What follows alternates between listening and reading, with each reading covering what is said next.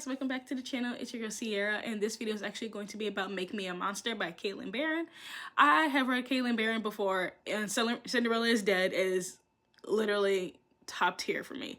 That book was wild. I said, hold on, wait a damn minute. Really, really good. And so I was very excited for Make Me a Monster. I was like, oh yes, because a lot of times when I start to like read new authors or just like read new books, I always forget the authors that I really, really like, which is why I need to like convey a list. I need to like create a list and like put it like by my bookshelves of all the authors I like. So then I can go back to, you know, read their backlog and get more into their stories, follow them on Instagram, because I just forget. I'd be like, ooh, that book was really good. I really like this author. And then I'll pick up another book. And I'd be like, do. Like, I need to be, like, more intentional when it comes to, like, following them, you know, going to their backlogs and reading more of their work, which is what I'm trying to do more of. And so this book actually follows Mika. Mika's family has a family funeral home. Funeral director. Funeral home. Yeah, funeral director, funeral home. Same thing. Duh. Funeral director is in charge of the funeral home. My God, her dad is in charge. He's the funeral director. Her mom also works for the business, and she works for the business as well. Like, she is actually getting her director license, so she actually ends up, she always works with her family. She ends up cleaning the bodies. And this kind of reminded me of, what was it? It was a video game that just turned into a movie. I think it was like The Mortician, I believe it was. That movie was good.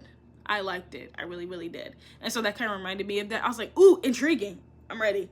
And so Mika and her boyfriend, they are really, really close. And she is struggling to say the words, I love you.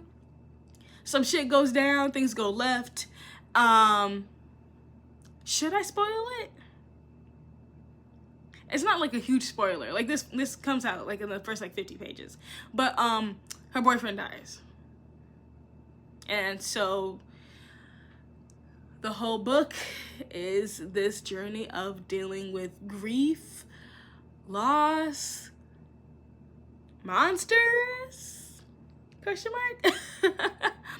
And I really, really like this story. Caitlin Barron's writing style is very much like top tier for me. Like, I love the way she writes. It's simplistic, but the stories are like deeply like within like the fantasy world.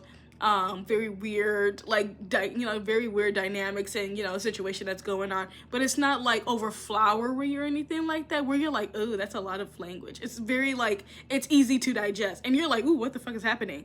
So I was very intrigued to find out more. And as I kept reading, what I was thinking, I was right. Because there were just certain things that were lining up, that were adding up and lining up. I said, this A, B, and C equals to this. And I was right. But then there was actually more information later on in the story that I will not be telling you about because I want you to read it, that I was not ready for. I was not privy to. I hope there's a sequel. And I don't say that a lot because I feel like I always like start reading books and then I realize it's a sequel and I'm like, ugh, I don't want to read that another one. Or like, I just don't like reading I don't like reading series too much. Or like, I'm just very picky. I just want the books to be, you know, done and over. I don't want to have to like keep diving into the same world if it's gonna be chaotic, especially like if it gets a little bit too messy for me and I don't have the energy to try to figure out everything and keep up with everything. Like, it all depends. Like, there is a trilogy later on that I will be discussing that I really do love, that I want more from. But it all depends. I feel like some stories are very succinct and simple and they don't need any more. And then there's others where I'm like, I need more. And this is where I need more. I need more information. Okay? Even though I feel like there's not a lot to create a sequel, but at least a short story. Something. Just do it for me, Caitlin. Okay?